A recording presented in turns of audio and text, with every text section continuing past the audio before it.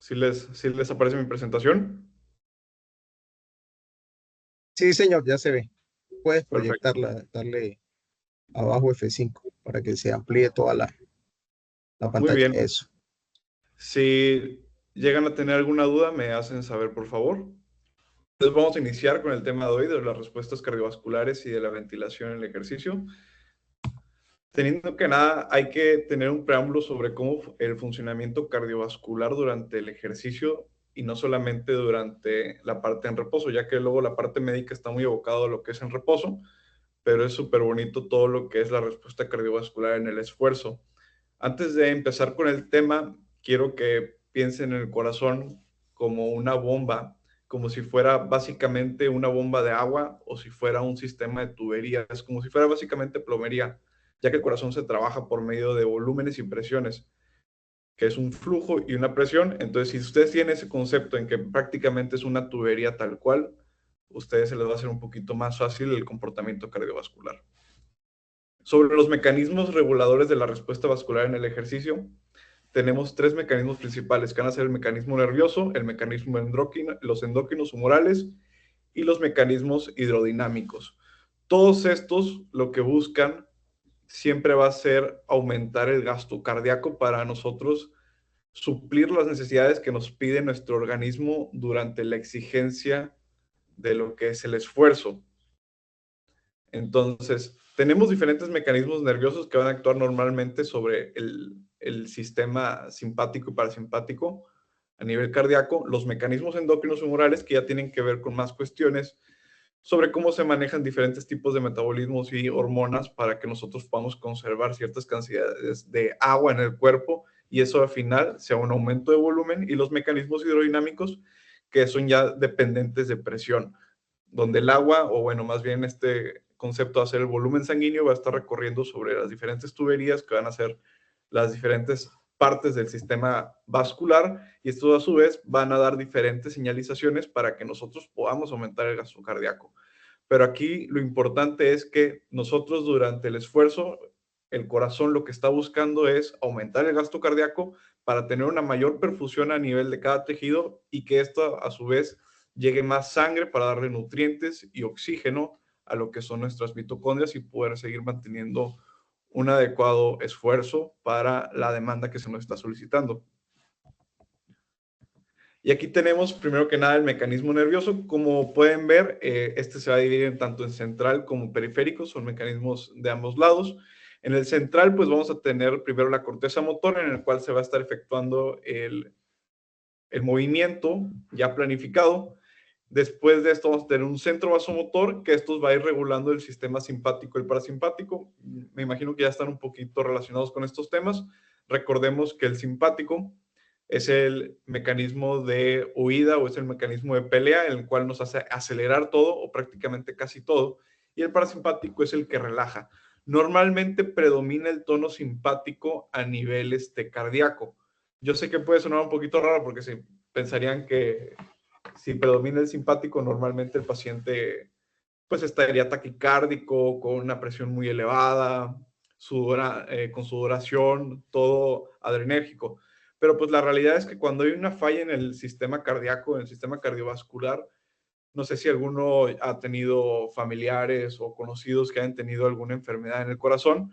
Normalmente todos los medicamentos que dan son para intentar bajar la frecuencia cardíaca, intentar bajar la presión, intentan bajar todo, debido a que lo que se afecta más en las enfermedades es el sistema parasimpático, por lo cual el sistema simpático es el que habitualmente está predominando en el corazón.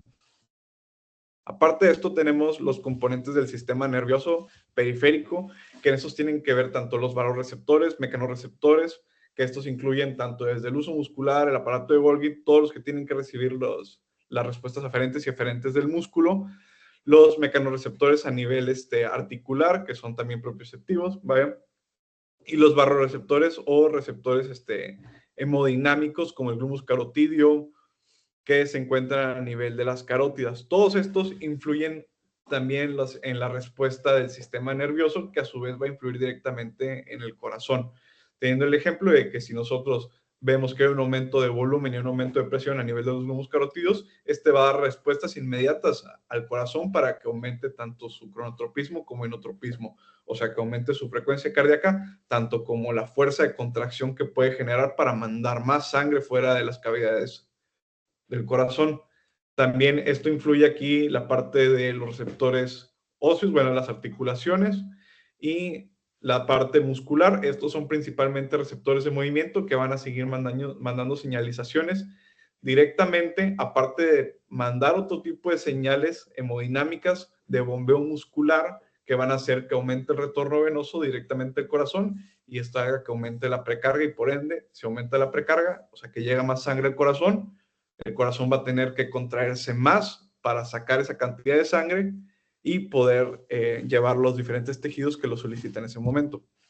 En cuanto a los mecanismos endocrinos o humorales, aquí esto es bien interesante, debido a que los mecanismos endocrinos van a estar regulando más que nada la liberación de la síntesis de catecolaminas, o sea, la adrenalina, noradrenalina, la dopamina, para que nosotros podamos tener estas respuestas vasoconstrictoras habitualmente en ciertos lugares y vasodilatadoras a niveles centrales para aumentar el flujo coronario, pero también se sueltan otros péptidos como el péptido natriurético auricular, que lo que hace es, poniendo un ejemplo, es como si fuera un diurético, por decirlo así, hace que se libere un poquito más de agua, pero a su vez entran otros mecanismos para impedir esto durante el esfuerzo, como el sistema renina-angiotensina-aldosterona y también la vasopresina, que es la famosa ADH, ya que en estos mecanismos endocrinos están muy relacionados justo con lo que les mencionaba del flujo y de la presión. Cuando aumenta la cantidad de ejercicio o el nivel de estrés, por decirlo así, del cuerpo, lo que pasa es que el flujo tiene que concentrarse directamente en los músculos. Entonces, si yo estoy corriendo, por ejemplo, en la banda o haciendo bici, un wingate o una prueba de esfuerzo en bicicleta, lo que va a pasar es que mis cuádriceps, mis isquiotibiales van a estar solicitando mucha sangre para suplir esa demanda que nos está pidiendo de oxígeno. ¿Qué es lo que tiene que hacer el corazón? Pues va a bombear más, pero para eso también necesita más volumen. Como nosotros necesitamos mandar toda esa redistribución de flujo sanguíneo a las piernas, porque normalmente no llevan tanto flujo sanguíneo, sino que se distribuye a lo largo del cuerpo, lo que hace el cuerpo es que disminuye el flujo sanguíneo en otros lados, como a nivel intestinal y a nivel renal. Por eso no sé si les ha pasado, cuando ustedes están haciendo ejercicio o están jugando fútbol o haciendo algún tipo de deporte, donde ya están bien metidos, ya hay una buena intensidad de entrenamiento, normalmente no les dan ganas de ir al baño, a menos de que ya hubieran tenido ganas de ir al baño antes de iniciar el esfuerzo. Esto es debido a que durante el esfuerzo hay una vasoconstricción a nivel de las arterias renales, por lo cual no se hace un filtrado renal y no se genera la orina. Además de esto, en el sistema renina-angiotensina-aldosterona se libera la aldosterona, que es un potente receptor de sodio a nivel de la nefrona, bueno, de los túbulos, y esto hace que se chupe más agua de la que se va a tirar o que se va a formar en orina al final de cuentas. Y lo mismo pasa con las diferentes hormonas que vamos a estar trabajando. Todo esto es para nosotros tener un volumen adecuado. Aquí yo les puse el ejemplo de cuando hacen deporte y que quieren ir o no ir al baño. Yo sé que muchos a veces van a decir, no, pues es que yo sí me dan ganas de ir al baño luego cuando estoy haciendo algún esfuerzo o haciendo pues algún tipo de ejercicio, ¿no? Lo que pasa aquí en estos casos es que normalmente ya la vejiga contaba con un volumen de orina residual, lo cual esto con el movimiento pues puede llegar a golpear en ciertos mecanorreceptores también de la vejiga y esto nos va a generar las ganas de producir la uresis, ¿no? En cuanto a los mecanismos tisulares, pues también hay cambios metabólicos que se van a dar en el músculo y estos van a ser durante todo el ejercicio. Las contracciones musculares van a aumentar también la temperatura, la histamina, la adenosina, las prostaciclinas. Todos estos son potentes vasodilatadores, así como los péptidos locales. El potasio, el calcio, también el dióxido de carbono, todos estos son mecanismos vasodilatadores que pues por lo general lo que van a hacer es que haya un aumento de flujo. Si bien puede bajar un poco la presión, ya eso se dependerá del corazón, qué tanta presión va a mandar desde esa bomba central o la bomba cardíaca. Y esto es la vasodilatación refleja.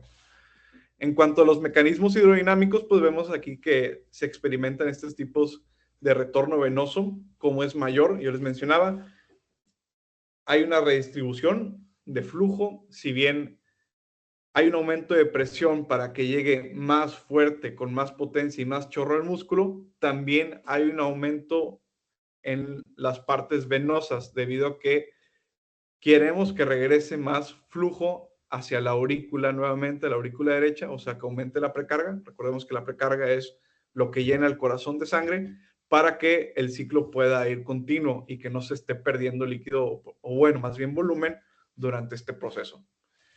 Y aquí tenemos, pues, es el bombeo muscular cuando estamos, por ejemplo, corriendo desde los gastros, al momento nosotros de hacer el despegue o el gesto de carrera, que es en puntas, se activan los gastros, ejerce una bomba muscular debido a que las venas no tienen una capa muscular al contrario de las arterias, y estas normalmente se ayudan de los músculos para este bombeo a hacer el retorno hacia la parte central, o sea, la bomba cardíaca. Hay la actividad simpática, que esta es la que les va a aumentar toda la frecuencia para que el corazón esté latiendo más rápido y aviente más, más sangre, por decirlo así. Y una bomba de aspiración torácica, que esto también tiene que ver justo con las presiones de la ventilación que vamos a estar manejando en la caja torácica. Todo esto va a hacer que más sangre llegue al corazón y que este a su vez pueda actuar con la ley de Frank-Starling, que es un aumento del gasto cardíaco gracias a este mecanismo, en el cual se nos habla de que una precarga, un aumento de la precarga, a su vez va con un aumento del volumen sistólico, debido a que, lo que les había comentado, entre más sangre llega, pues más el corazón tiene volumen que sacar. Entonces, a mayor precarga, mayor volumen sistólico, y esto se le conoce como la ley de Frank-Starling. Bueno, así no es la ley exactamente, pero simplificado o de manera fisiológica, este es el concepto. Y ahora, en cuanto a las respuestas cardíacas del sistema nervioso autónomo, vamos a tener principalmente que hay sistemas de conducción a nivel del corazón. Tenemos el nodo sinusal, el sistema de conducción y las células miocárdicas. El nodo sinusal, pues bueno, este va a ser el que inicia normalmente el cronotropismo del corazón con un ritmo normal, que es nuestro ritmo de marcapasos habitual, que tiene que ser rítmico, el tum-tac, tum-tac, tum-tac. Y este se va acelerando de manera sincrónica durante el esfuerzo. Aquí es bien importante aclarar que el único comportamiento de las respuestas en general cardiovasculares que va lineal siempre con el incremento de la carga es la frecuencia cardíaca. Esta siempre va conforme a la carga, ya que la presión arterial u otros mecanismos como el volumen sistólico, el consumo de oxígeno, no son lineales a la carga, pero la frecuencia cardíaca siempre lo va a hacer. Si la frecuencia cardíaca cae o se hace una meseta conforme va incrementando la frecuencia, perdón, la carga que le vamos poniendo a un sujeto, esto indica algo patológico habitualmente. El sistema de conducción también es bien importante hablar de él, ya que aquí es donde pasa desde el nodo sinusal, va al nódulo AB y de ahí recorre las fibras de Purkinje para que se hagan las contracciones del ventrículo derecho y el ventrículo izquierdo y podamos tener tanto una inyección del ventrículo derecho como el ventrículo izquierdo, del derecho hacia pues la parte o el aparato pulmonar y del ventrículo izquierdo hacia la aorta, y esto directamente hacia las células de todos los demás tejidos en el cuerpo. Y aquí también tenemos que hay una disminución de la actividad parasimpática. Si bien yo les dije que como quiera predomina el simpático, durante el esfuerzo se inhibe un poco el parasimpático para darle rienda al simpático y poder desencadenar todos estos mecanismos mayor.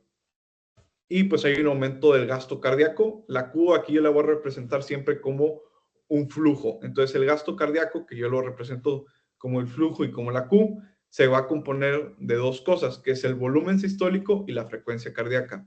Aquí me gustaría que pudieran hacer un ejemplo, es que luego no los veo. Saquen una calculadora y hagan un pequeño ejemplo. ¿Saben? Aquí les voy a hacer una pregunta a alguien, a ver si me puede responder. ¿Saben cuánto es el gasto cardíaco habitual en reposo de una persona aproximadamente promedio de 70 kilos, un masculino de 70 kilos?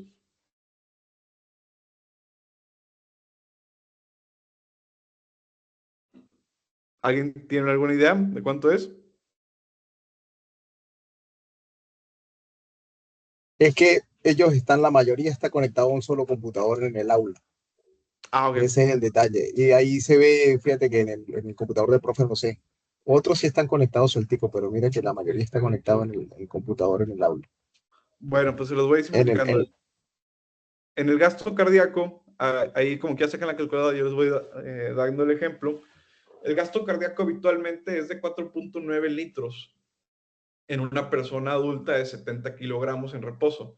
Y esto se compone de un volumen sistólico y una frecuencia cardíaca. Habitualmente la frecuencia cardíaca de una persona no entrenada, o sea, sana, sedentaria, se encuentra alrededor de los 70 latidos por minuto y el volumen sistólico se encuentra igual alrededor de los 70 mililitros, más o menos. Entonces, si ustedes hacen los cálculos, normalmente lo que es el producto de la frecuencia cardíaca por el volumen sistólico nos va a dar el gasto cardíaco.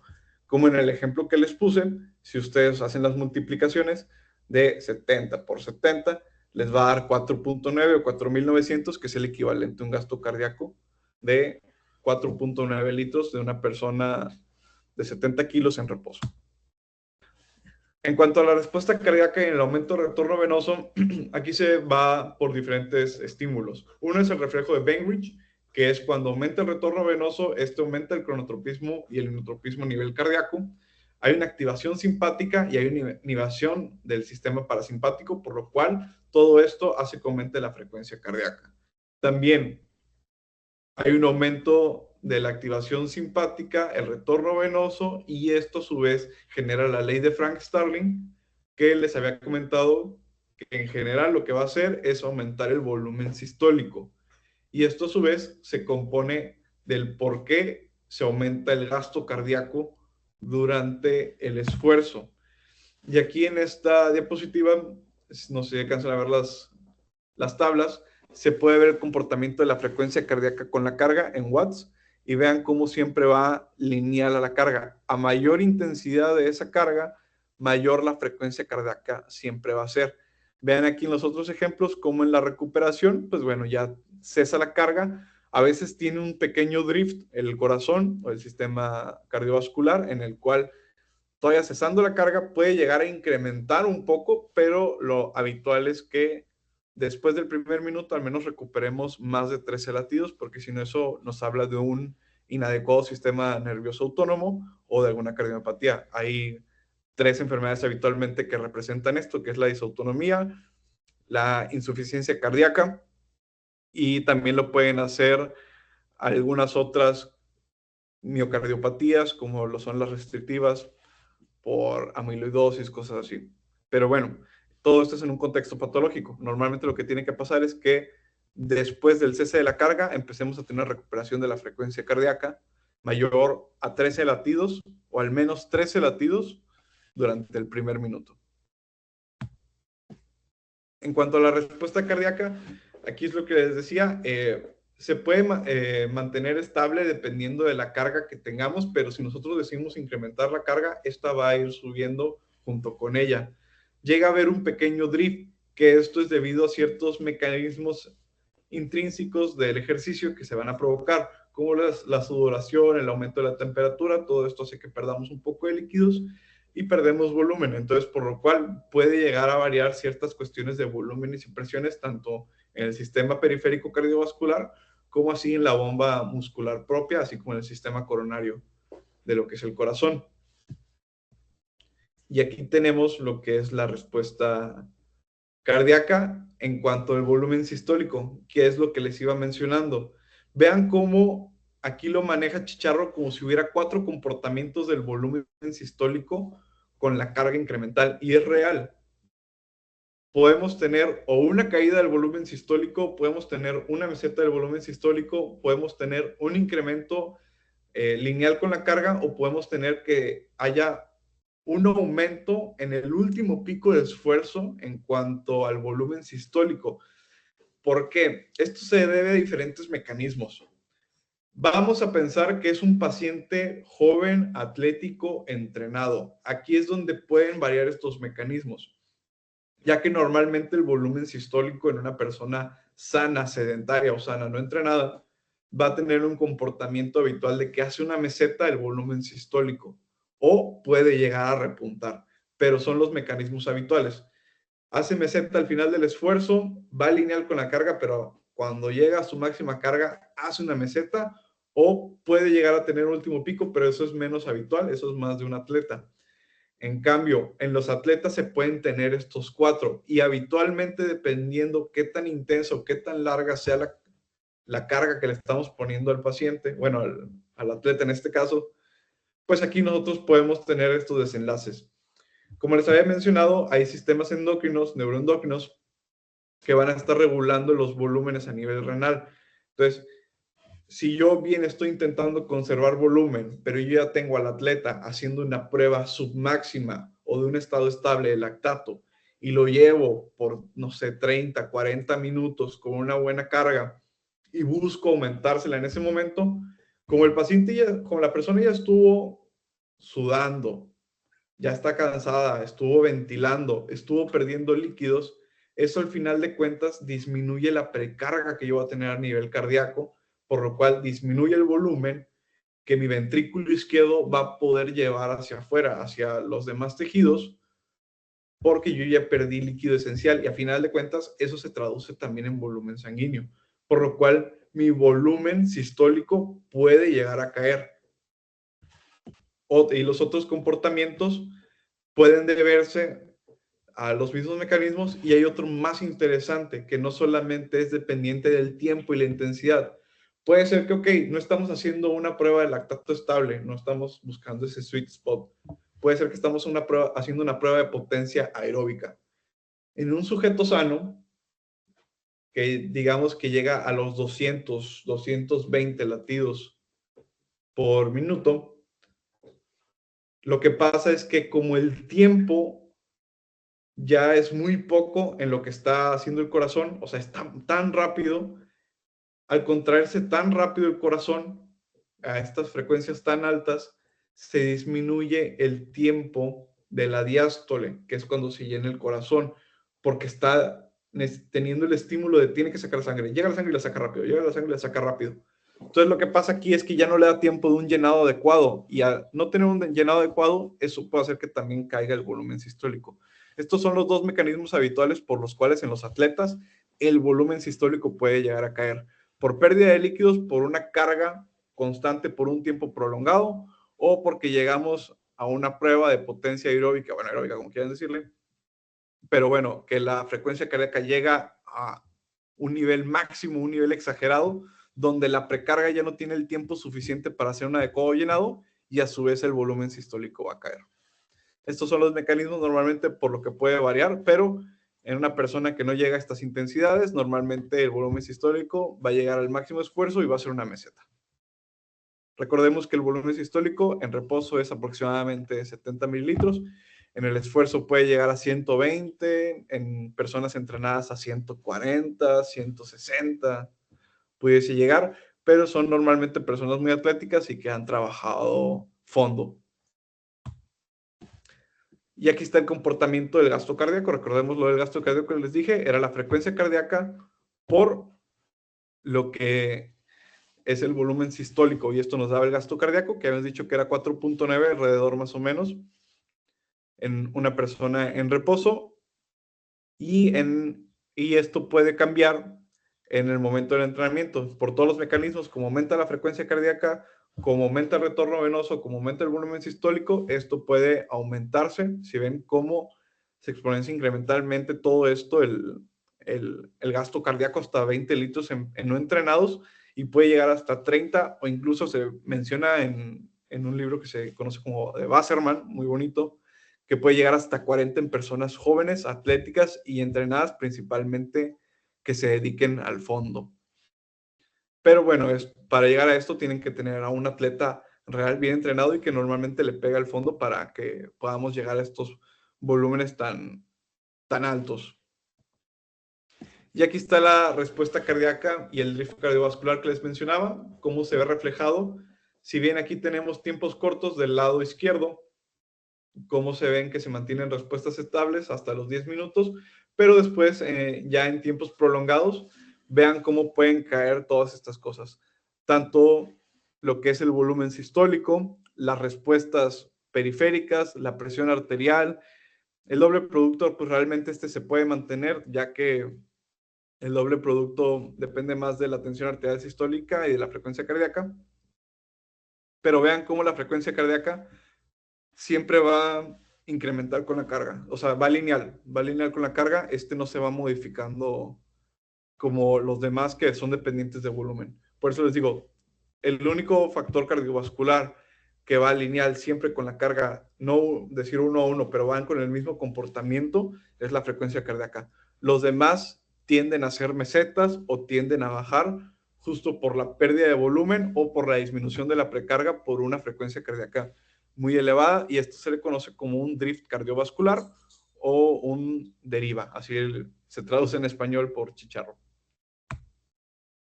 Aquí hay un concepto bien importante sobre el pulso oxígeno. El pulso oxígeno, pues, es la cantidad de oxígeno que puede llevar el corazón a través del ventrículo izquierdo por el volumen latido, expresado en mililitros por cada latido. O sea, por cada latido, por cada contracción, ¿cuántos mililitros reales de oxígeno están saliendo de mi ventrículo izquierdo hacia mi circulación sistémica? Esto es el pulso de oxígeno y normalmente se mide de manera directa con un analizador de gases.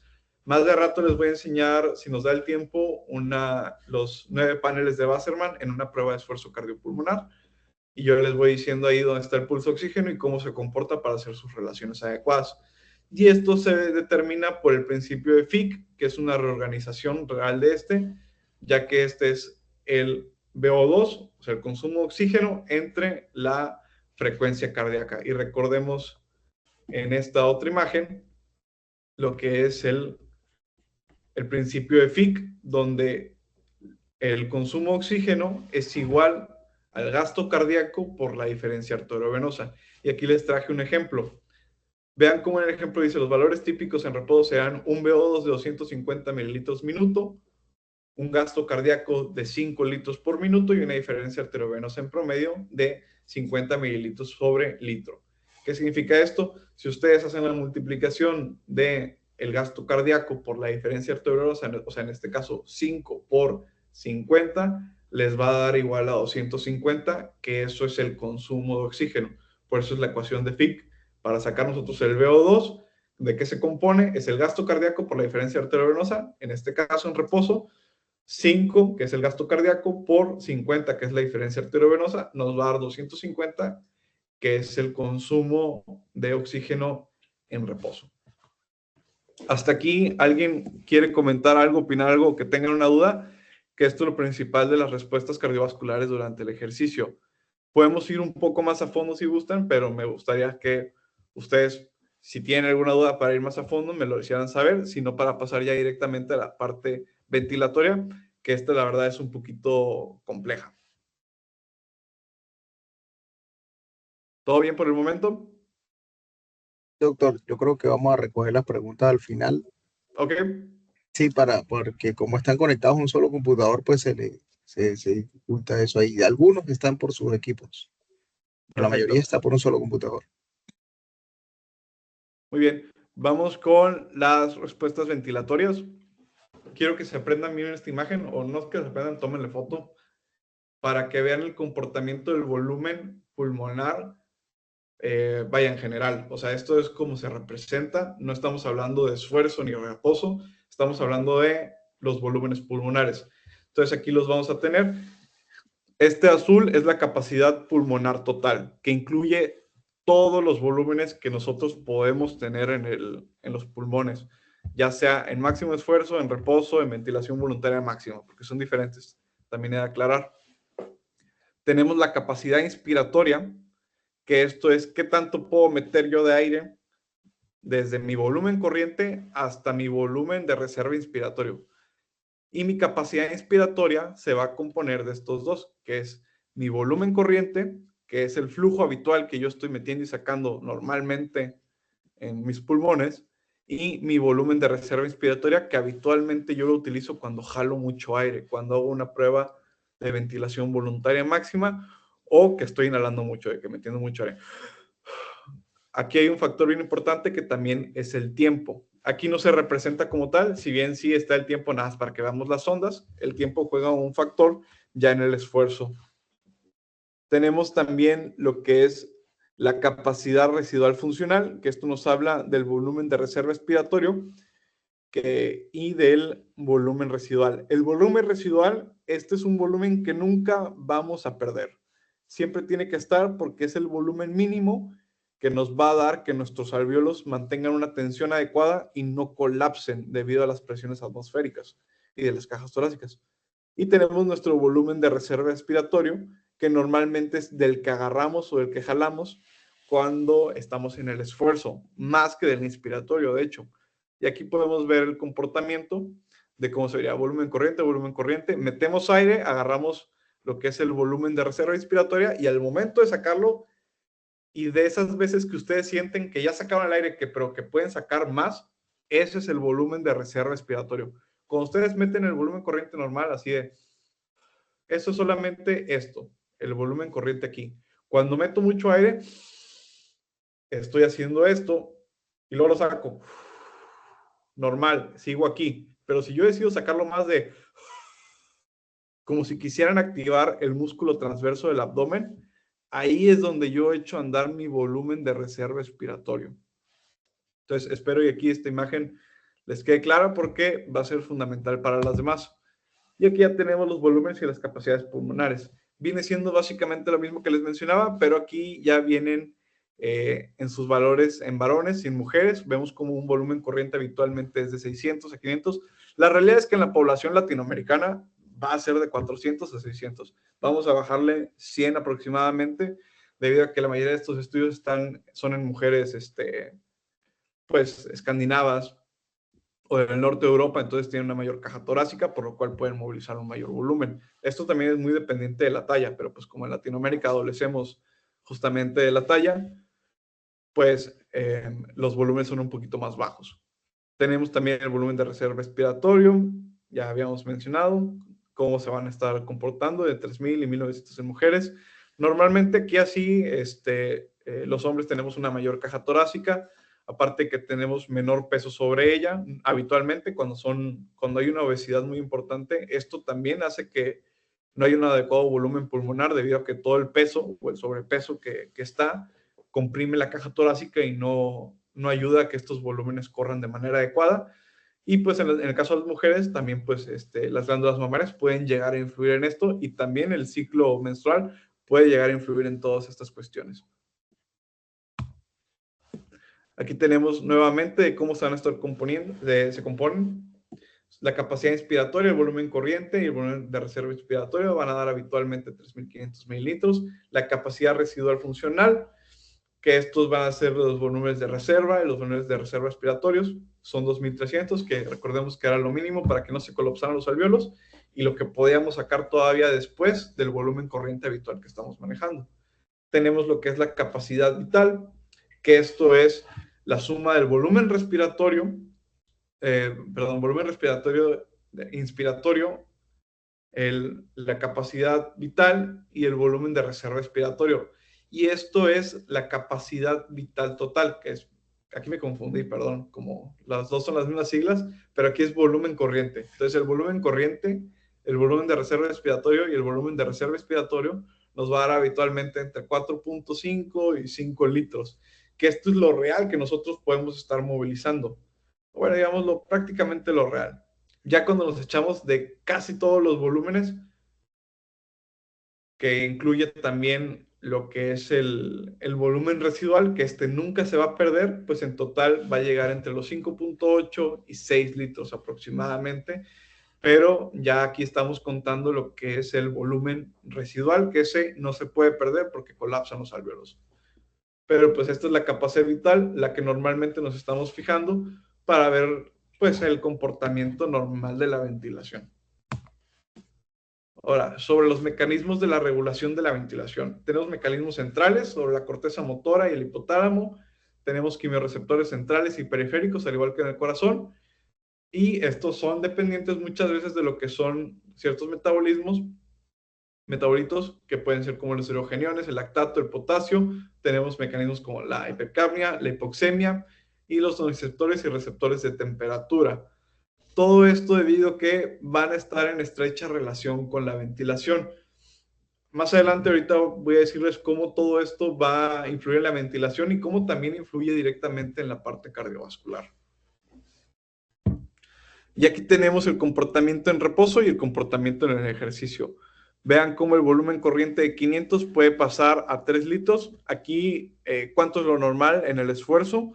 Pues Wasserman estudió que lo habitual es que en mujeres sea de 1.8, 1.9. Bueno, realmente dice 1.9 el volumen corriente del máximo esfuerzo en mujeres.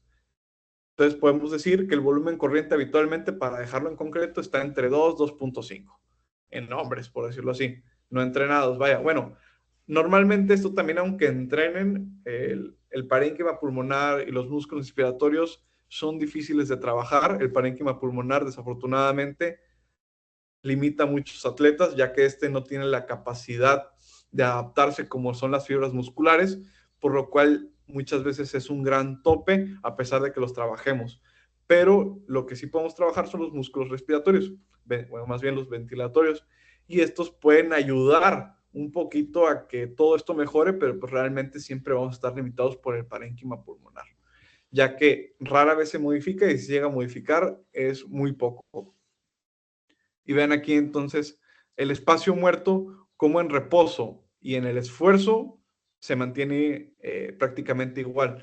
La realidad es que aquí el espacio muerto es un contexto difícil, ya que en sujetos muy entrenados o en algunas anatomías el espacio muerto sí tiende a reducir en el máximo esfuerzo, ya que por definición el espacio muerto es una zona donde le llega flujo aéreo, pero no flujo sanguíneo para hacer, o no adecuado flujo sanguíneo para hacer el intercambio gaseoso.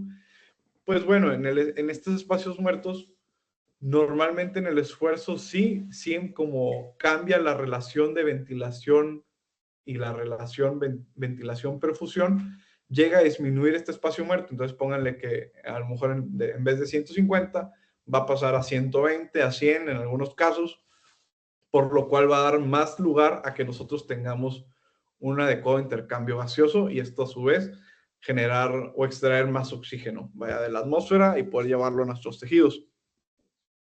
Pero nunca el espacio muerto debe de incrementar. Esto no puede ser. Esto normalmente cuando pasa es porque hay una patología como es la hipertensión arterial pulmonar, la insuficiencia cardíaca o el EPOC, que es la enfermedad obstructiva pulmonar crónica. Entonces, si el espacio muerto aumenta durante el esfuerzo, esto es indicativo de alguna patología de las que ya les mencioné. ¿Cómo podemos medir el espacio muerto? Pues la realidad es que necesitamos un analizador de gases y no se mide de manera directa, se hace solamente una relación, es una fórmula un tanto compleja en la que tenemos que echarnos de la mano de la ventilación y la PET-CO2, que es la presión parcial de oxígenos expirados en la mascarilla de gases del CO2, para nosotros hacer pues unas ecuaciones ahí y que nos da un índice representado en porcentaje. Normalmente decimos que el espacio muerto está alrededor del 30%, del 20% de lo que es el volumen corriente. Por lo cual, si nosotros vemos que este sube del 30%, pues es que el volumen corriente está incrementando en el esfuerzo y esto es algo patológico. Idealmente, o se mantiene o tiene que bajar a un 20-25% del espacio muerto.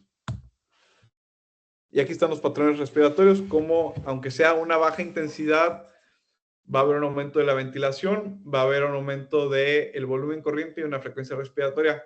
Muchas veces llega a pasar, esto está escrito en muchos artículos, bueno, no muchos, pero sí en al menos unos 3 que he leído, sobre los comportamientos de la ventilación, aunque estemos a punto de subir al paciente, bueno, al atleta a una prueba de esfuerzo, ya que el mismo estrés o el conocer que vamos a hacerle una prueba donde va a llegar a un plateo de su expresión energética, hace que se estrese un poco y aumente la ventilación.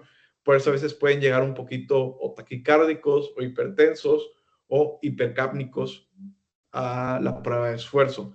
Aquí normalmente esto se regula cuando empiezan en las primeras etapas, donde todavía están en una parte regenerativa, echando a andar puros ácidos grasos con la betoxidación, entonces se relajan estas personas y ya disminuye tanto la frecuencia cardíaca como la tensión arterial, como lo es la ventilación debido a una disminución de la frecuencia respiratoria. Y aquí tenemos que normalmente, pues en la alta intensidad, el volumen corriente alcanza el 60% de la capacidad vital. El volumen corriente no va a llegar nunca a la capacidad vital debido a que el tiempo aquí influye. Entonces, como estamos ventilando mucho más porque aumentamos la frecuencia respiratoria, pues no le damos tiempo al volumen corriente de que llene la capacidad vital total, que habíamos dicho que es la suma de todos los volúmenes que podemos manejar, a excepción del volumen residual. Y bueno, y cierta parte del volumen inspiratorio de reserva, debido al tiempo, que es lo que les comentaba, y aquí influye mucho. Si yo estoy aquí tranquilo y nadie me pide que esté sacando y metiendo aire rápido, yo puedo hacer mi volumen de reserva respiratorio muy amplio, lo meto y sigo. Pero si yo estoy corriendo, tengo que, en automático, yo tengo que sacar, tengo que exhalar el aire, tengo que expirarlo, debido a los hidrogeniones y al lactato y la acidosis que se está generando, me está diciendo que por favor saque todo ese CO2 para intentar regular mi pH. Por lo cual el volumen corriente va a alcanzar solamente un 60% y no puede llegar al 100% esta capacidad habitual por este patrón taquipnéico. Y aquí vemos la ventilación minuto. Vemos cómo esto se compone, que les mencioné, de la frecuencia respiratoria y del volumen corriente. Haciendo el ejemplo, si nosotros tenemos una frecuencia respiratoria de 12, que es en reposo, por un volumen corriente de aproximadamente 500 mililitros o 0.5 litros, pues esto hace la multiplicación y tranquilamente nos va a dar o los 6,000 mililitros o los 6 litros, que estos van representados por minuto. Entonces, esto tienen que verlo también en el esfuerzo. Poniendo un ejemplo, si yo tengo una frecuencia respiratoria de 40 y un volumen corriente de 2 litros, me va a dar 80, que eso es aproximadamente la ventilación minuto que yo voy a estar teniendo. Normalmente aquí uno pensaría que entre más ventilación mejor, pero normalmente cuando hay mucha ventilación es que se está echando a andar el mecanismo de la frecuencia respiratoria, porque es el principal multiplicador que puede exponenciar esta cifra. Pero cuando la frecuencia respiratoria pasa de los 55 respiraciones por minuto, esto habitualmente nos habla de alguna patología pulmonar o alguna patología ventilatoria. Esto ya no está en lo normal. Normalmente tiene que ser alrededor de los 49 más menos 5, vamos a decirlo así, en personas entrenadas. Y habitualmente en personas no entrenadas esto va a ser alrededor de 42 más menos 9. O sea, más o menos 9 respiraciones. O sea, puede desde 30 hasta 50 en personas no entrenadas la frecuencia respiratoria, y en atletas, pues sí, normalmente vamos a estar viéndolos arriba de 40, 45. Pero siempre que no pasen arriba de los 55, porque normalmente eso ya nos habla de una ineficiencia ventilatoria, que se puede deber a estas causas que les había mencionado hace rato, porque esta ineficiencia ventilatoria también nos puede estar expresando que hay un aumento del espacio muerto y se debe a insuficiencia cardíaca, enfermedad pulmonar obstructiva crónica, hipertensión arterial pulmonar, y se está llegando a investigar que puede ser también por la apnea obstructiva del sueño, que es el famoso SAOS. Y bueno, aquí está. Vemos como aquí menciona que hasta 60 o 70. La verdad, yo nunca he visto uno. Y aquí depende mucho de la ventilación. O sea, realmente del volumen corriente y la capacidad también torácica que pueda tener el individuo. Normalmente no es normal que lleguen a estos umbrales. Luego, si quieren, les mando también una relación, un artículo de la relación de los gases, para que vean cómo el comportamiento que antes se pensaba que la ventilación muy alta era buena, ahorita se está viendo que nos puede estar hablando de algún compromiso en cuanto a la relación ventilación y flujo. Y aquí está una relación de la ventilación-perfusión. Vean cómo normalmente en reposo está desequilibrada en cuanto a la base, la parte media y los ápices. Son relaciones no equivalentes debido a que hay zonas que sí están aireadas, o sea, zonas ventiladas, pero las cuales no tienen un adecuado aporte sanguíneo, por lo cual no nos sirven para lo que es el intercambio gaseoso. Pero en el ejercicio normalmente se hace un match, por eso les digo que disminuye el espacio muerto. Y cuando se hace este match, pues hay una adecuada fisiología, está muy armónico, entonces casi todo lo que se ventila se hace intercambio gaseoso. Pero también bien importante aquí les tengo que aclarar que en las pruebas de potencia aeróbica que normalmente se hacen con los analizadores de gases, el espacio muerto aumenta debido a la boquilla, porque como es un ciclo cerrado, lo comprende también como espacio muerto, aparte de lo que es la tráquea y la faringe, que pues ya también son partes donde no hay intercambio gaseoso. Pero esto no significa que tenga que aumentar en el esfuerzo, simplemente aumenta, pero la relación conforme el espacio muerto al volumen corriente no se modifica, ya que el volumen corriente también pasa por estas estructuras. Y aquí está sobre las respuestas de la ventilación pulmonar al ejercicio. Aquí yo lo puse en el modelo trifásico de Skinner. Yo sé que este es viejo, yo sé que este es un modelo que normalmente para ustedes no les va a interesar tanto. Utilizan más los modelos de 6, creo que eran, sobre las diferentes etapas. Pero este a mí me sirve mucho para ver las partes patológicas. Y aquí lo puedo clasificar simple debido a que normalmente no vamos a tener atletas en los servicios de rehabilitación cardíaca, a menos de que sean por una cardiomopatía del atleta, que pues sí hemos llegado a tener unos cuantos. Pero vean cómo va a haber un punto donde tiene que hacer una meseta la ventilación o el comportamiento de la ventilación pulmonar, porque si empieza a aumentar va a caer la relación ventilación-perfusión y eso va a aumentar el espacio muerto y nos va a limitar que podamos recabar suficiente oxígeno para los diferentes tejidos. Y aquí está otra vez también la respuesta de la ventilación pulmonar al ejercicio con lo que es el lactato. Vean cómo lo que son los puntos rojos es el volumen respiratorio por minuto y el lactato en sangre. Vean el comportamiento, como si bien el volumen respiratorio por minuto va incrementando conforme la carga, hay una modificación de su tendencia, como incremento o se va más hacia arriba, junto con el punto de umbral del lactato. ¿Por qué? Como ya vimos aquí, aumento del ácido láctico, aumento del ácido clorhídrico, todo esto es un lactato de sodio. Hay un intercambio entre el bicarbonato de sodio y este saca a su vez agua y saca dióxido de carbono. Este dióxido de carbono muchas veces también viene acompañado de lactato y de hidrogeniones. Esto va a acidificar la sangre a nivel del sistema circulatorio periférico. Entonces, nosotros en nuestros vasoreceptores y nuestros quimiorreceptores, los que les mencionaba, los vasoreceptores van a ser más dependientes de flujo, los quimiorreceptores van a ser dependientes de todos estos sustratos. Nos va a decir, ok, tenemos un exceso de acidez en la sangre, hay que alcalinizarla un poco. Ya estamos echando a andar el bicarbonato por la parte renal. Ahora, ¿cómo le vamos a hacer cuando el bicarbonato ya no es suficiente? Pues tengo que sacar ese CO2 de alguna manera. ¿Cómo lo voy a hacer? Por medio de la ventilación. ¿Y cómo voy a sacar esa agua? Por medio de la sudoración. Entonces, estos son los mecanismos que les había dicho y que se completan con el comportamiento del volumen sistólico en lo que les mencioné hace rato. Por lo cual, entre más lactato, más hidrogeniones yo tenga, más acidez voy a tener y más necesidad de alcalinizar mi sangre voy a tener. Y esto va a hacer que la ventilación aumente porque yo necesito estar barriendo todo ese CO2 que estoy generando, por lo cual la ventilación va a ir aumentando. Que esto es bueno, pero recordando que podemos llegar a un punto peligroso donde la ventilación sea tal cual, donde ya no va a ser eficiente la relación ventilación-perfusión y esto a su vez no me va a dejar que yo pueda recabar la cantidad suficiente de oxígeno que sustraigo de la atmósfera para mis tejidos.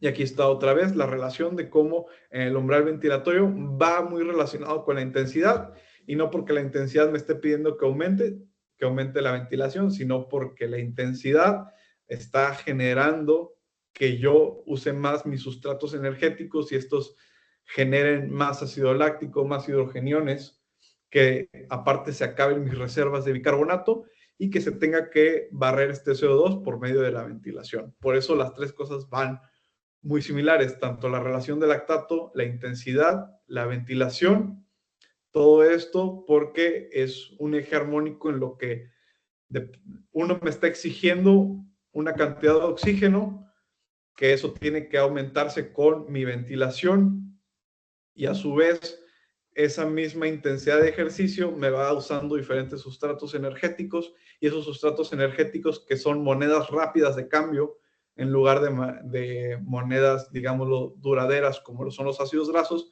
En este caso son monedas rápidas de cambio a utilizar los demás sustratos energéticos como los carbohidratos, y echamos a andar los ciclos anaeróbicos lácticos, por lo cual esto va a acidificar y a su vez va a hacer que yo todavía aumente más mi ventilación, pero ya no con el propósito tanto de captar más oxígeno, sino de barrer mi CO2 y que mi organismo no falle por la acidemia que se está generando.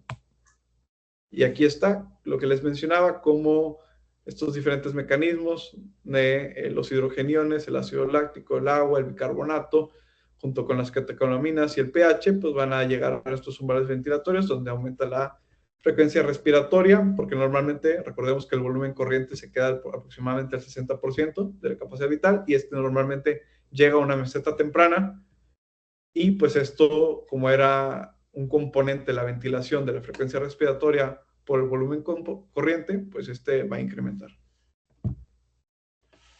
Aquí hay otro concepto que me gustaría mencionarles. Esto es un poquito más complejo. Es sobre la ventilación voluntaria máxima, ya que lo que les dije es en el esfuerzo. Estos son pruebas de ventilación voluntaria máxima, que es, yo quiero saber cuánto puede ventilar este sujeto, independientemente si esté haciendo ejercicio o no.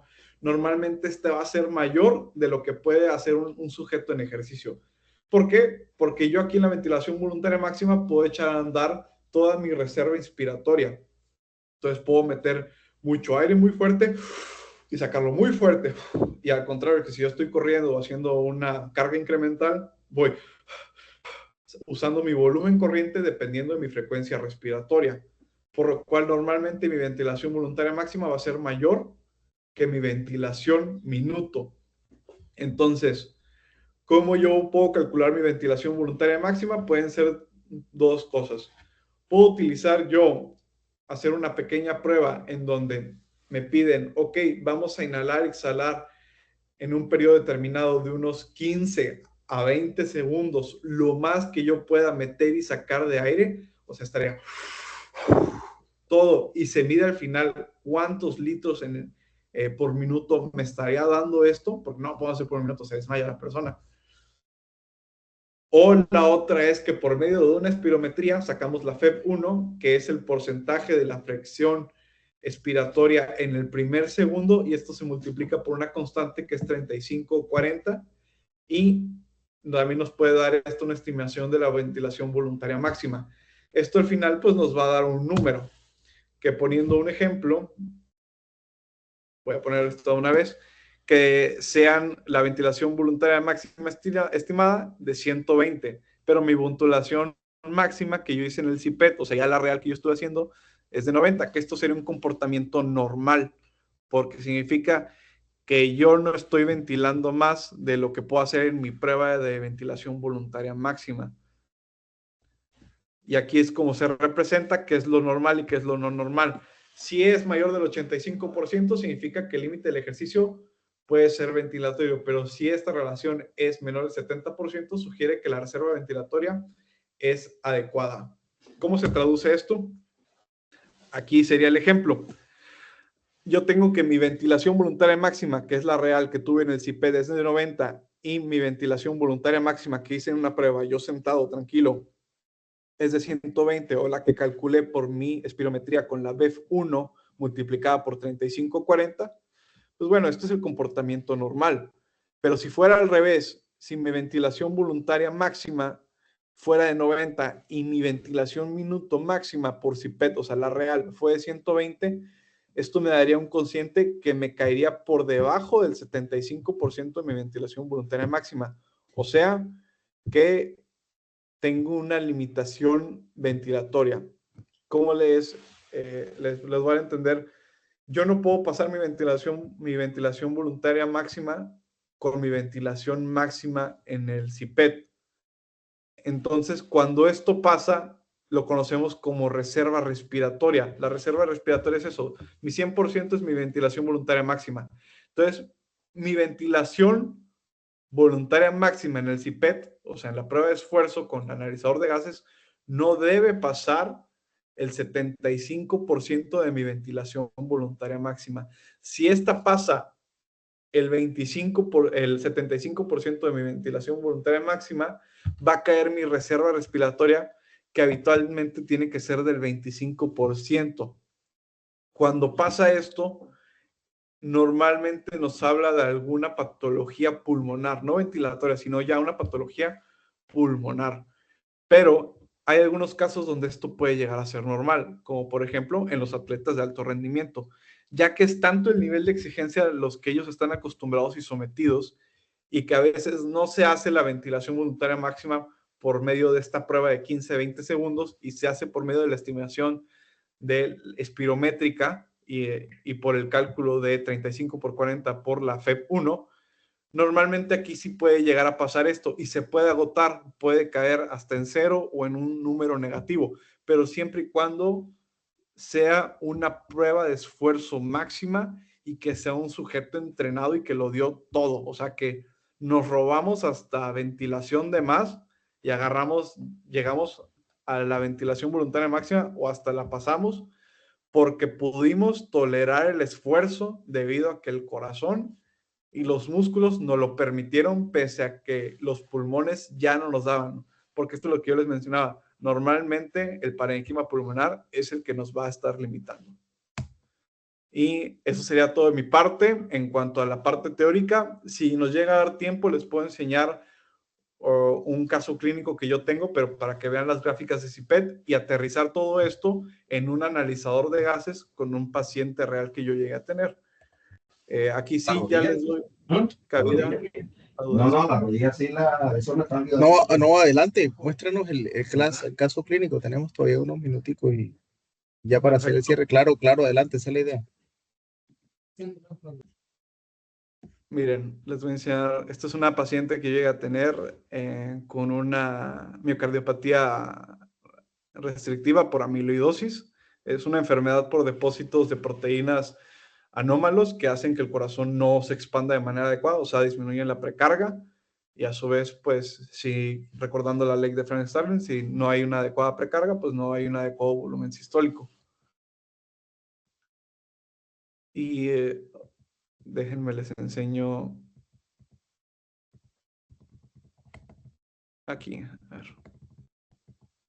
Estas.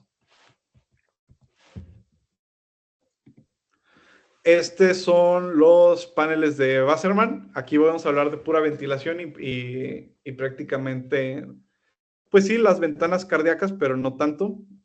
No traigo la del pulso de oxígeno. Ahorita a ver si encuentro una. Pero Estás compartiendo todavía la la otra. presentación. Sí, estás en la presentación todavía, estás en el PPT. Ok, espérenme. Déjenme. Cierro esta. No, Y, eso. comparto. Y Sí, comparto comparte la. la pantalla completa para que te agarre el que tienes. ¿Ya están viendo? Sí Aún se ve. no. Cierto, perdón.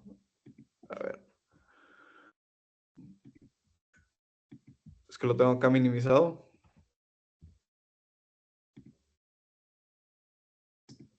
Y ahora sí. Ahora sí va. Sí, bien. Bueno, miren, esta es como se ve un CIPET, el que yo usaba habitualmente, un analizador de gases. Vean, esta ventana es la principal que nosotros utilizamos para el consumo de oxígeno. La línea azul es la producción del oxígeno, o sea, el VO2, y la roja es el BSO2. Esta aquí es la misma persona, nada más que esto fue cuando llegó con nosotros y cómo se fue. Vean que pues obviamente le fue mucho mejor. Al principio hizo 6.5 METs y al final se nos fue con 8 METs. Yo sé que ustedes no están muy relacionados con los METs. Los METs son unos mil equivalentes metabólicos que nos hablan del consumo de oxígeno. Un MET es equivalente a 3.5 mililitros kilogramo minuto del VO2, porque pues 3.5 mililitros kilogramo minuto es lo que habitualmente nosotros producimos en nuestro cuerpo. Y pues significa que aquí la paciente pues pudo aumentar su metabolismo 1.5 METs. Y obviamente no significa que esto sea nada más 3.5 mililitros kilogramo minuto que mejoró ella al final del programa, sino que fueron 3.5 más, serían más 1.75. Ahorita hacen ustedes la suma porque aquí no quiero sacar la calculadora, por mililitro kilogramo minuto. O sea, si ya lo sacan en total en números netos, va a ser una gran mejoría. Pero bueno, aquí es el comportamiento de cómo va. Vean cómo se ve, principalmente en esta. Vamos a ver con la final que está más bonita. Cómo va el comportamiento del consumo de oxígeno y llega a un pico máximo y ya empieza la recuperación. Significa que aquí, como la paciente ya está en recuperación, obviamente no la detenemos en seco porque pues como estamos vasodilatados por la disminución de las respuestas vasculares periféricas, si ustedes detienen a una persona inmediatamente después de una prueba de potencia aeróbica, se les puede hipotensar y desmayar. Entonces, idealmente siempre meterle una recuperación, que es lo que su maestro veo que les pone muy, muy marcado, tanto para que se eche a andar el ciclo de Cori y estos sustratos energéticos se vuelvan a almacenar, sino también porque las respuestas vasculares periféricas todavía están bajas y están dilatados. Entonces, ya no estamos en ejercicio, ya el corazón empieza a actuar muy rápido. Si el corazón le llega a ganar las respuestas vasculares periféricas, la persona se les va a marear. Por eso, realmente tienen que meterle una buena recuperación y nunca dejarlo en estático. Y aquí vemos el comportamiento, cómo va a incrementar con la carga hasta que llega un pico y hace el cese del esfuerzo. Pero vemos cómo a partir de cierto punto, antes de llegar a la maximidad, nosotros aquí tenemos marcado BT1, BT2, que ahorita les voy a decir estas líneas de BT1, BT2 a veces no están bien colocadas, pero yo les voy a decir cómo las podemos ver en las otras gráficas que les voy a enseñar. Cómo después de un punto el CO2 ya sobrepasa al O2, o sea, al VO2. ¿Por qué? Porque nosotros ya llegamos a un punto energético máximo donde ya no podemos captar ni utilizar mayor oxígeno, pero podemos seguir echar andando dióxido de carbono, porque lo seguimos agarrando y lo seguimos produciendo. Aparte de que se nos van a cayendo los sistemas. Y sigue todavía. Cuando pasa esto, que ya es mayor la producción de CO2 que el consumo de O2, hay una curva que es la de la reserva ventilatoria, que es la que les mencionaba hace rato, que nosotros le conocemos como RER también, donde ya nos habla que ya no hay una relación favorecida hacia el consumo de oxígeno, sino que hay una relación favorecida hacia la producción del dióxido de carbono. Y esto es cuando se le conoce en las pruebas de potencia aeróbica que el RER es mayor a 1.15 o 1.1, debido a que ya el cociente se fue hacia el lado del CO2. Normalmente cuando nosotros iniciamos, acá lo voy a poner, no la traje, bueno, ahorita si no la busco. Pero normalmente cuando nosotros iniciamos, como nosotros consumimos 250 mililitros aproximadamente de oxígeno y producimos aproximadamente 200 mililitros de CO2, ustedes hagan la división. Si nosotros consumimos 250, pero producimos 200, les va a dar la cifra de 0.8, que ese es el RER habitual en reposo. Pero cuando yo llego a un esfuerzo moderado donde ya estoy produciendo lo mismo de CO2 que lo que consumo de O2, que serían entonces en el ejemplo, si yo estoy consumiendo, a lo mejor en un esfuerzo, yo estoy consumiendo unos 350 o unos 300 de oxígeno, pero a su vez estoy produciendo 300 o 350 de CO2, es tomar una relación 1 a 1 y ya no estoy en un RER de 0.8, sino que estoy en un RER de 1 a 1. Cuando esto llega a pasar, significa que yo agoté ya mis ácidos grasos, porque yo ya estoy produciendo el CO2, tanto CO2 que eso me habla de que ya mi sistema no es completamente aeróbico. bueno, ya no es de predominancia aeróbica, sino que ya también está a la par que estoy usando carbohidratos, mis sistemas glucolíticos, si bien todavía no son extremadamente lácticos o no son lácticos aún, yo ya estoy produciendo CO2 por consumir por consumir esos carbohidratos, y esto hace que haya una relación 1 a 1 en lo que produzco y en lo que saco, tanto de O2 como de CO2. Y aquí es donde decimos que es una intensidad moderada a nosotros, porque ya es la relación 1 a 1. Cuando yo paso eso, que ya mi red está arriba de 1 punto, aunque sea 1.01, significa que yo estoy consumiendo, aunque sea, ya estoy produciendo, aunque sea un poquito más de CO2 del oxígeno que yo estoy consumiendo. Por eso nosotros decimos que la prueba es máxima por gases cuando el RER en banda, o sea, que estamos en el tapiz rodante o en la banda sin fin, es mayor a 1.15 o llegó a 1.15, porque ahí francamente ya estoy produciendo mucho más CO2 del oxígeno que consumo. En ergómetro, debido a que no son las condiciones fisiológicas habituales, normalmente utilizamos el punto de corte de 1.1. Aquí se le perdona al paciente que no llegue al 1.15. Esta aquí abajo es una pendiente BBCO2, es una curva logarítmica de regresión. Aquí no les voy a hablar mucho, ya que esto nos interesa más a la parte médica para definir mortalidad. Pero esta tiene que estar bajita. Cuando está mayor de 34, habla de un alto riesgo de mortalidad. De hecho, es nuestro mayor predictor de mortalidad en pacientes con insuficiencia cardíaca, como por un hazard ratio de unos 10, que el hazard ratio es una probabilidad de azar de que suceda un evento a 5 años. Entonces, en estos pacientes, el hazard ratio es de 10, o sea que hay como una probabilidad de un 1000% de que una persona se muera si tiene una pendiente de BCO2 por arriba de 35 y tiene insuficiencia cardíaca.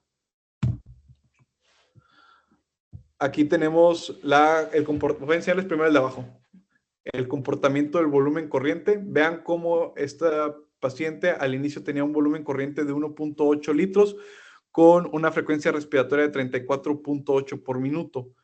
Entonces, si ustedes luego calculan, les va a dar una B, que no me acuerdo cuánto era. Ahorita si quieren hacen el cálculo, porque aquí no nos deja ver realmente cuánto es. A ver si quieren lo hago yo. Es 34.8 por 1.8, nos da una B de 62.6. Pero vean cómo hizo una meseta súper temprana. Súper temprana. Ya el volumen corriente no se movilizó, no quiso hacer nada y al final como que quiere repuntar un poco. Y ya después del programa de acondicionamiento que le dimos en la fase 2 de rehabilitación cardíaca, vean cómo ya no hace una meseta tan temprana, ya tiene un comportamiento más normal y sí, al final hace una meseta, que es lo que tiene que pasar por el comportamiento que yo les había mencionado del volumen corriente.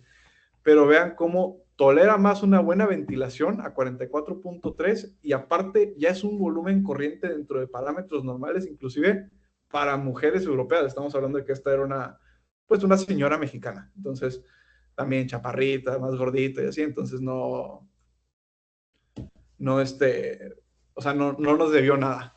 Y vean cómo la B ya se representa en 87 de ventilación litro minuto. Y aquí se puede ver.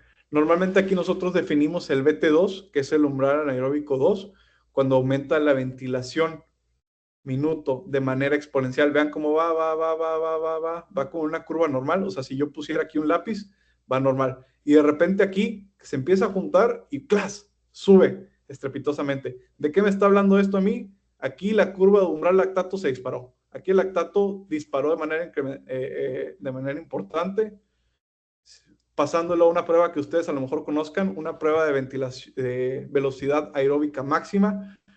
Aquí ya pasó el umbral de lactato estable. Aquí ya de un lactato de, digámoslo, 8 que me podía estar tolerando por una carga constante, ya ahí me pasó a un lactato de 14 o 16.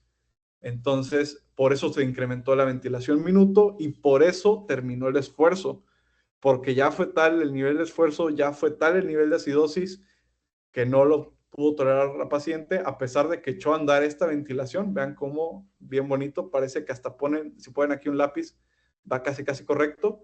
Aquí de repente se acumula y ¡clas! Se avienta completamente la ventilación debido a justo esto. hay un aumento de lactato, un aumento de hidrogeniones, se acidifica mucho la sangre y tenemos que barrer todo ese CO2, aumento de la ventilación, pero poco me va a durar mi cuerpo en una acidosis tan importante. Y más una persona que pues no está acostumbrada a la alta intensidad como alguien que tiene una cardiomiopatía. Y listo, ahora sí terminamos.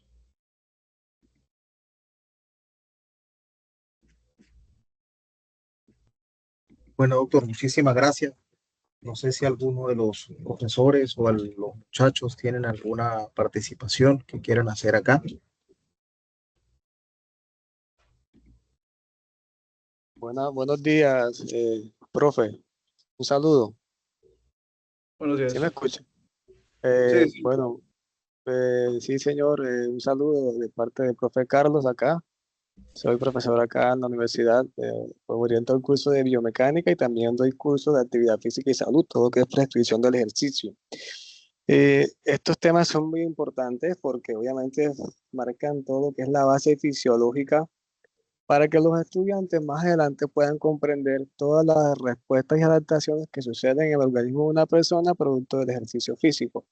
Si bien los mecanismos tienen una terminología médica, clínica un poco compleja, es importante que ellos identifiquen estos conceptos técnicos que bien usted ha explicado para que más adelante puedan integrarlos, no solamente desde el punto de vista fisiológico, sino también desde el punto de vista mecánico, porque hay muchos, en la parte mecánica también regula la parte fisiológica. Entonces, tengo unas preguntitas pues para hacerle, pues más que nada también para agradecerle la oportunidad de tenerlo por acá, de compartir su conocimiento y pues de que los estudiantes también puedan captar lo que más puedan de la clase, que fue muy interesante. Sí, La la pregunta sería, en personas que empiezan a entrenar, digamos que los primeros cambios que vemos son más respiratorios o son más cardiovasculares, desde su experiencia, desde su conocimiento, más o menos. la realidad es que los primeros cambios van a ser cardiovasculares. O sea, si una persona empieza a entrenar comportamiento aeróbico, o sea, características aeróbicas, lo primero que se va a modificar es el componente neural a través de las extremidades principalmente.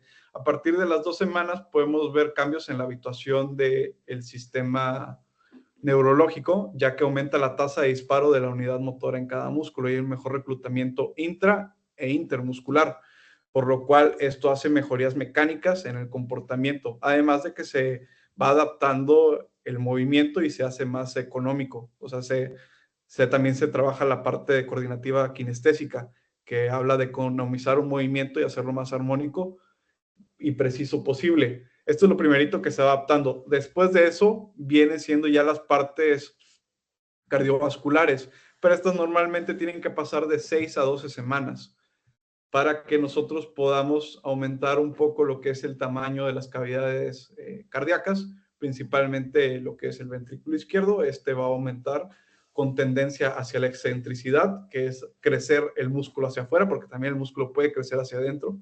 No, normalmente eso se cataloga como algo patológico, pero pues la realidad es que el contexto es importante, ya que en los pacientes, en las personas que realizan halterofilia, tienden hacia el crecimiento bilateral, tanto concéntrico como excéntrico, pero con un aumento de la cavidad.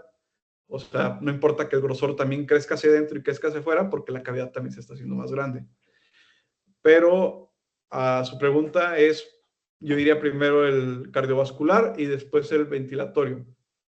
Ok, Aunque el pulmonar rara vez se modifica, solamente lo que mejora de manera inicial es que hay una mejor coordinación y mecánica ventilatoria. O sea, que el sujeto en el esfuerzo, si antes no sabía respirar y estaba en el esfuerzo y respiraba muy profundo y respiraba mal solamente por la nariz, ahora ya lo hace con la nariz y con la boca y de una manera mucho más armónica que le ayuda a tolerar el esfuerzo.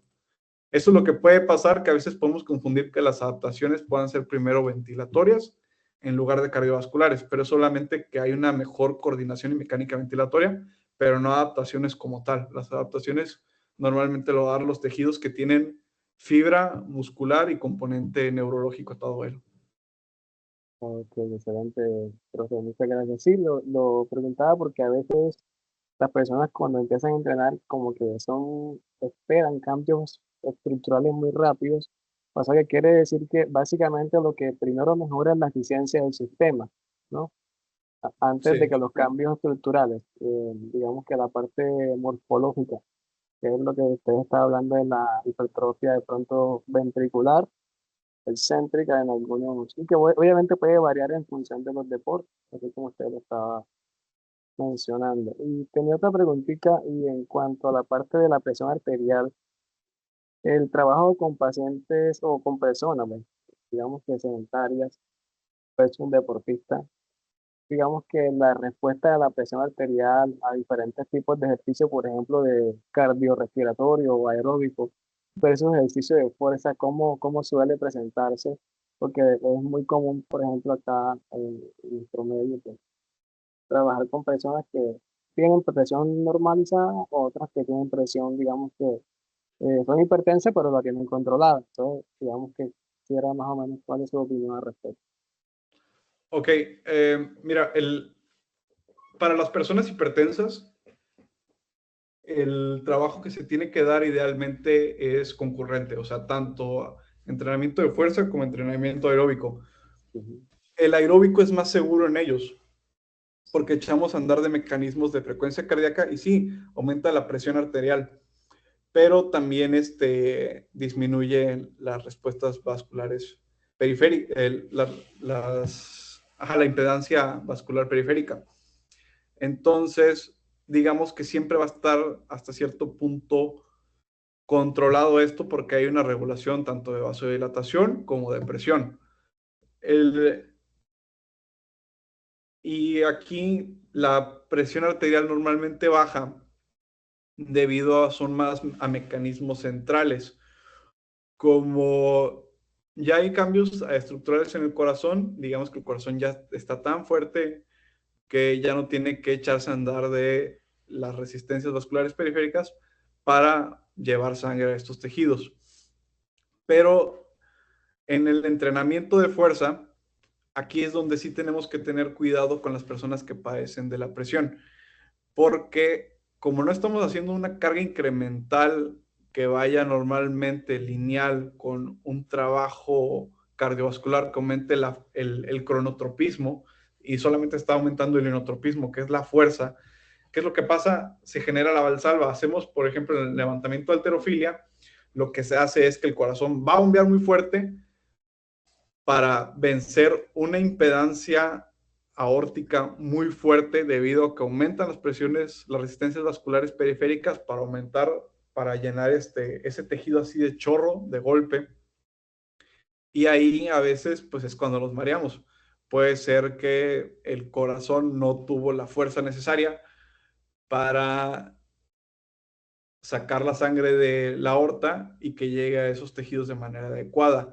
Entonces, si nosotros tenemos a una persona que, por ejemplo, ya empieza a hacer ejercicio de fuerza y es hipertensa y no está controlada, como por ejemplo maneja la presión en 160, hay que tener mucho cuidado porque los ejercicios de fuerza, como les dije, aumentan mucho la presión de golpe.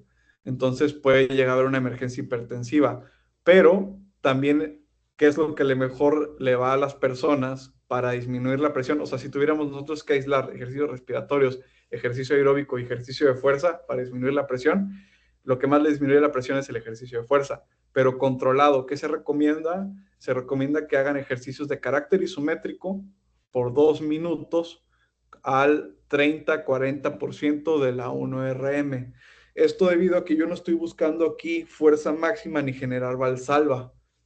Lo que yo estoy buscando es hacer los mecanismos suficientes para que a nivel periférico haya un aumento de la presión y este estrés de cizallamiento en los vasos me genere la liberación de óxido nítrico y a la larga haya más sensibilidad de óxido nítrico y esto a su vez se mantenga de manera permanente para que esos vasos tengan un mayor calibre y puedan disminuir por ende su presión arterial. Ok, excelente. Profe, aquí se habla con relación al tema de los ejercicios, específicamente de fuerza. Bueno, ¿qué tan cierto es de que en este tipo de personas, o sobre todo en pacientes hipertensos, se debe evitar los ejercicios por encima de la cabeza sostenidamente? Mira, la realidad es un mito, ya Ujú, que, o sea, sí va a aumentar un poco la presión debido a que si yo estoy haciendo un levantamiento, un press militar, ujú. pues sí, como va en contra de gravedad, va a tener que aumentar la presión hasta cierto punto, pero pues la realidad es que esa presión no va a aumentar tanto si yo estoy trabajando un porcentaje bajo de mi 1RM. Si yo estoy trabajando al, no sé, 50, 60% de mi 1RM, pues realmente no hay problema. Y más si la persona ya está controlada con algún hipertensivo. ¿Qué sí hay que evitar? Yo sí recomiendo que si tienen alguna persona que todavía no saben si es hipertensa o no es hipertensa y quiere hacer ejercicio, monitorícenla. O sea, la presión arterial puede subir hasta 220 haciendo una sentadilla libre en un sujeto sano, normal, y no va a pasar nada. El problema es que si ya tengo una persona que es hipertensa, está mal controlada, ese 220 ya me queda muy cerca a mí. Entonces, si yo le meto una carga alta, si yo estoy trabajando, quiero sacar su RM con ellos, muy probablemente llegue a un 260 y eso ya es peligroso. Eso ya es muy peligroso. Claro. De hecho, lo que nosotros recomendamos es que arriba de 220 la presión arterial, si bien no es un criterio absoluto para suspensión de prueba, ya lo deberíamos estar considerando, el suspenderla, porque puede generar tanto dolor torácico como algún evento cerebrovascular. Pero esto estoy hablando de pruebas aeróbicas. La verdad es que en ejercicios de fuerza pueden meterle fuerza, pueden meterle presión, nada más aquí tienen que echarse a andar de que se evite la maniobra de Valsalva y que también buscar que la persona pues esté controlada hasta cierto punto. Yo les recomiendo que después del ejercicio que hagan, le tomen la presión y valoren. Si ya estoy arriba de 220, me detengo. Si estoy en 220, lo valoro. Si estoy en 200, creo que pueden seguirle, pero tienen que estar pendientes tomando la presión cada vez que se haga el esfuerzo. Ok. Y una última preguntita en cuanto a adaptación, hablando de adaptaciones centrales y periféricas, eh, ¿qué peso le daría usted básicamente a esos cambios centrales frente a los cambios periféricos en la primera semana de entrenamiento? ¿Cuáles se darían primero que otras? Pero en cuanto a qué, a sistema cardiovascular, Sí, cardiovascular. los centrales principalmente van a ser los buenos, ya que esto se ha debatido hasta cierto punto, porque recordemos que el consumo de oxígeno se compone de las dos cosas que les mencioné, por la ecuación de Fick, el gasto cardíaco y la diferencia arteriovenosa. La diferencia arteriovenosa pasada a litros como el gasto cardíaco va a ser a 0.5 en reposo, va a ser a 0.10 en esfuerzo moderado y a 0.15 o 0.18 en un esfuerzo máximo. Si ustedes multiplican cualquiera de esos números comparados con lo que puede ser el gasto cardíaco, que puede ser 5, 20, 25 o 15, o sea, poniendo ejemplos, el gasto cardíaco siempre va a predominar como el mayor exponenciador del consumo de oxígeno. Por eso la bomba cardíaca va a ser la principal limitante, más que la diferencia arteriovenosa, que eso se da a nivel muscular, donde es la capacidad del intercambio gaseoso que se genera en el músculo para la extracción del oxígeno.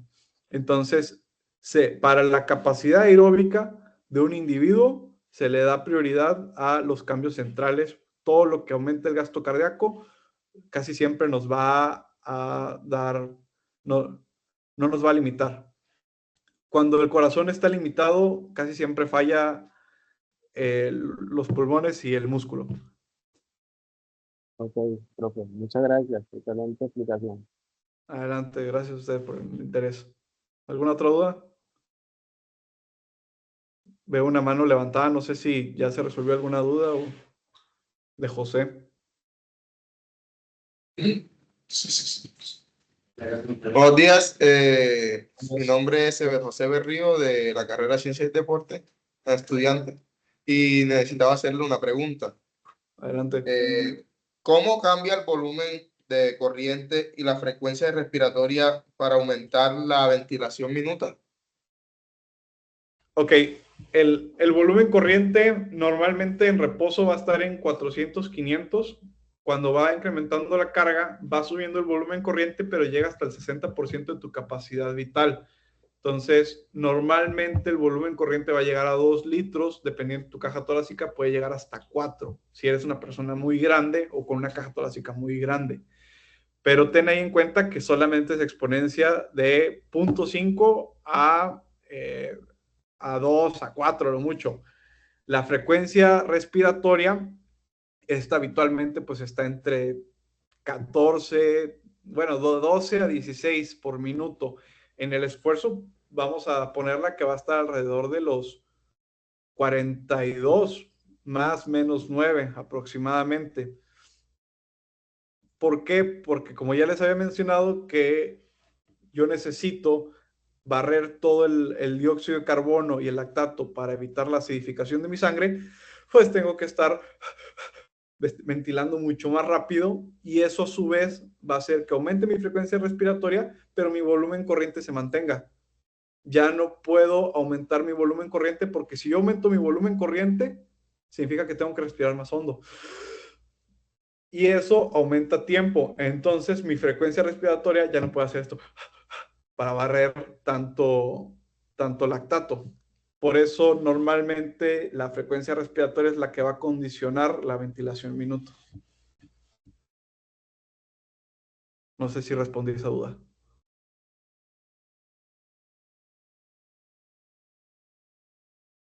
¿Sí, José? ¿Te pude ayudar con eso? Muchas Sí, gracias, muchas muchas gracias. gracias, doctor. Ok, bien, ¿Qué bien. otra pregunta, alguna otra pregunta, muchachos, con respecto a la clase que el profe ha orientado? Profe, en cuanto a adaptaciones cardiovasculares, específicamente de la frecuencia cardíaca, Uh-huh. ¿cuánto más o menos se espera que sea la reducción de latido por semana? Aunque eso va a depender de cada individuo, ¿no? El testo adaptativo. Pero más o menos, si hay documentado algo al respecto, ¿cuánto se espera más o menos que se reduzca en un latido, el latido? Ok. Lo que yo comenté es que después del cese de la carga, o sea, en una prueba de carga incremental de potencia aeróbica en estos casos que yo estoy poniendo, en el primer minuto de recuperación, después de que yo llegue al pico máximo de mi carga, en el primer minuto, yo tengo que recuperar al menos 13 latidos en el primer minuto. Entre más entrenado estoy, más latidos recupero en el primer minuto. ¿Por qué?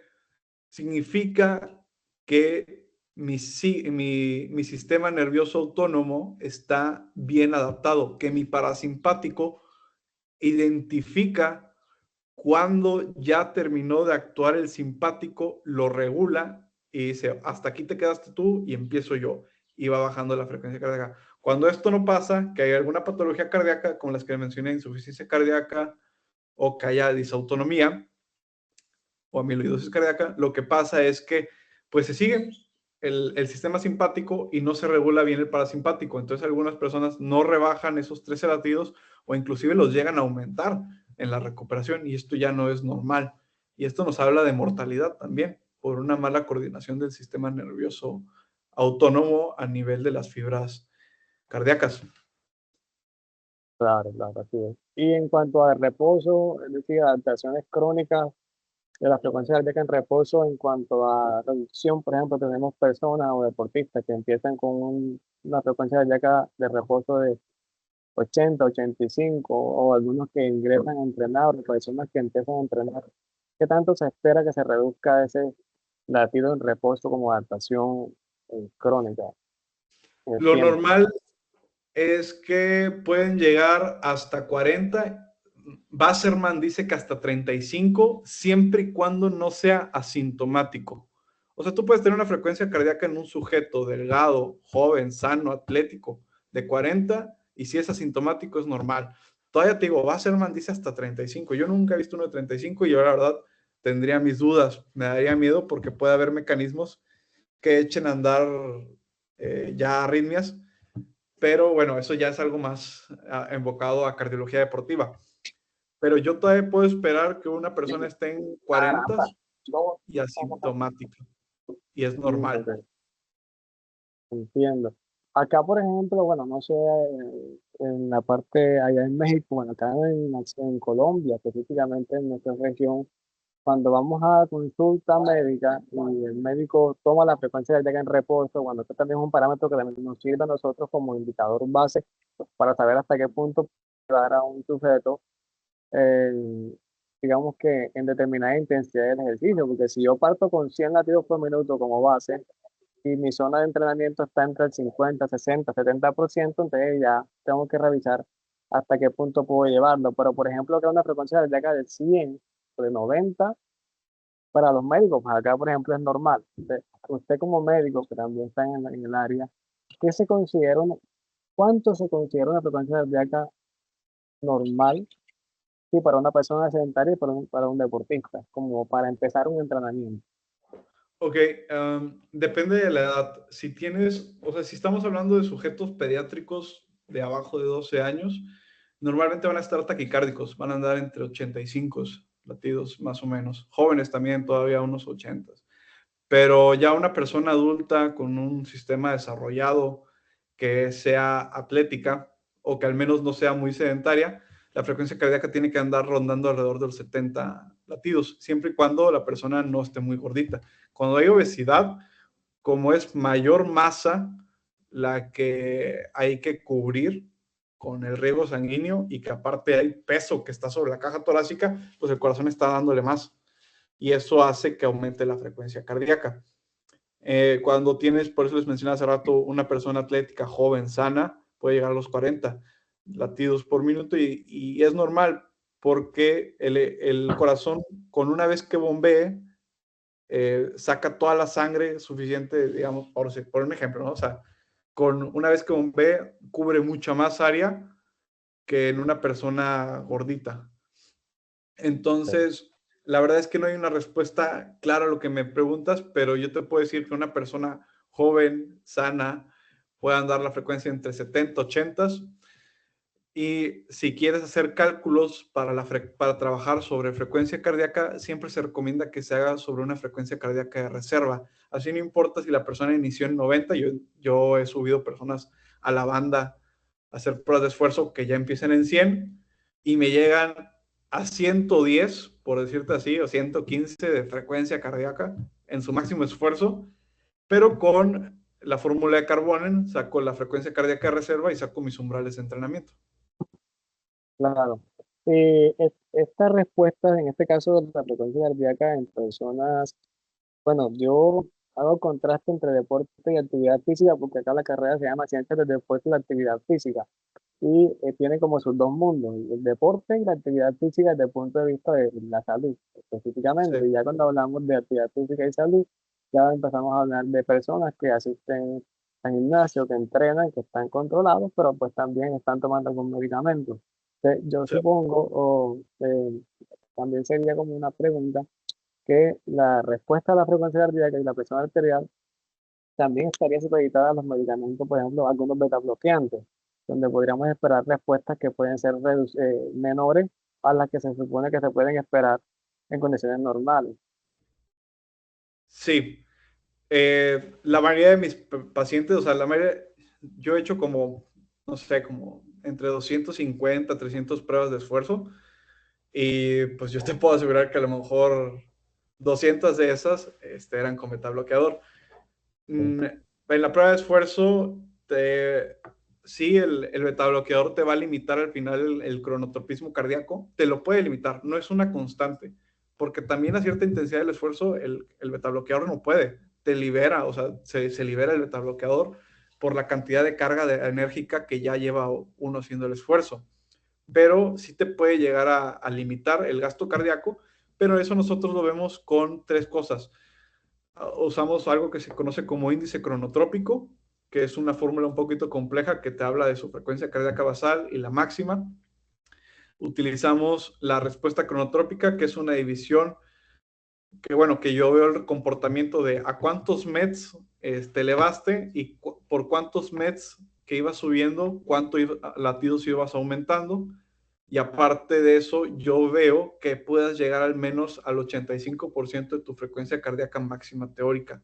Yo ahí defino si el beta bloqueador que está con el sujeto me está causando un problema en el comportamiento inotrópico de mi sujeto, ya que puedo tener a lo mejor, digo, ok, el índice cronotrópico está bien, tiene que ser arriba de 0.8, llegó al 90% de su frecuencia cardíaca máxima teórica, pero ya cuando hago la respuesta cronotrópica veo que me salió bajita. Lo normal es de 8 a 12 la respuesta cronotrópica. Y yo digo, me salió en 6. Entonces está bajita. Pero como ya tengo los otros dos, digo, pues está bien el comportamiento, ya que como se tiene que dividir la frecuencia cardíaca entre los METs, entre más METs haga, más bajito me va a salir el número. Y a veces cuando un sujeto, aunque esté beta bloqueado, hace muchísimos METs, y como esto se mide en METs carga y no en METs consumo, pues puede salirme una respuesta cronotrópica baja, pero eso no significa que esté mal, sino que hizo muchos METs y como eso hace el dividendo, me da un cociente bajo. Pero para eso yo tuve que irme a ver el comportamiento de la frecuencia cardíaca máxima y el comportamiento del índice cronotrópico, y viceversa. Ok, excelente, excelente. Vale, profe, muchas gracias por la respuesta. Excelente. Pues qué bueno, Bueno, espero les haya gustado. doctor Víctor, no sé qué pasó aquí con mi cámara. Se beta bloqueó. No Se se me bloqueó preocupe. la cámara. No, tranquilo. Mira, por ahí los muchachos les tocó desconectarse porque ya en el aula ya estaba ocupada, pero en general agradecido. Yo creo que cubrimos las expectativas al 150%, o sea, lo que esperábamos, muchísimo más. De verdad, un placer y un gusto contar con usted hoy aquí acompañándonos. No No, sé si muchísimas usted gracias. quiere hacer algún cierre, cómo le pareció la experiencia, cómo que nos puede Pues bien, acompañar también en otra oportunidad. claro, yo estoy abierto a cualquier invitación que ustedes me digan, siempre y cuando estemos con tiempo, y yo les puedo apoyar en lo que ustedes me quieran que les apoye. O sea, tengo versatilidad con varios temas. Me gustaría que para actividad física, ¿Cómo? más adelante, me gustaría que para actividad física y salud Ok, nos acompañe con un tema de actividad física y ejercicio en hipertensión arterial. ok, sí, les puedo. Esa, Hipertensión arterial. esa intervención en actividad física y salud va a estar supeditada a que Carlos se conecte con nosotros en el TikTok, que todavía no se ha querido conectar. Si no se Sí, conecta, no. sí, Ok, nada, ok. díganme con tiempo y yo preparo una clase y hablamos. O sea, les comparto lo que les puedo ayudar, y yo encantado, les digo, la verdad estoy muy feliz de poder aportarles y seguir estando yo en el tema académico, porque luego me voy oxidando. Sí, listo, mi profe, muchas gracias. Claro que sí, estamos en Gracias a contacto. ustedes. Jesús, muchas gracias por invitarme. Siempre un placer con uno de los Vale, Víctor, maestros. mira, aquí tengo los pulgares arriba, pero no se me ve la cámara. No sé qué pasó con este computador. Pero como yo lo Bueno, levanto. muchísimas gracias, de verdad. Igual, y ahí quedamos para ver cuándo hacemos igual la charla hablando de Sí, todo esto ahí ya la vamos Padilla, organizando con el doctor con Padilla. Padilla. Bueno, sea todo mi parte. Muchas gracias por la invitación. Con permiso. Buen día. Vale, Víctor, bueno, que tengas buen día igualmente. Bendiciones. Gracias.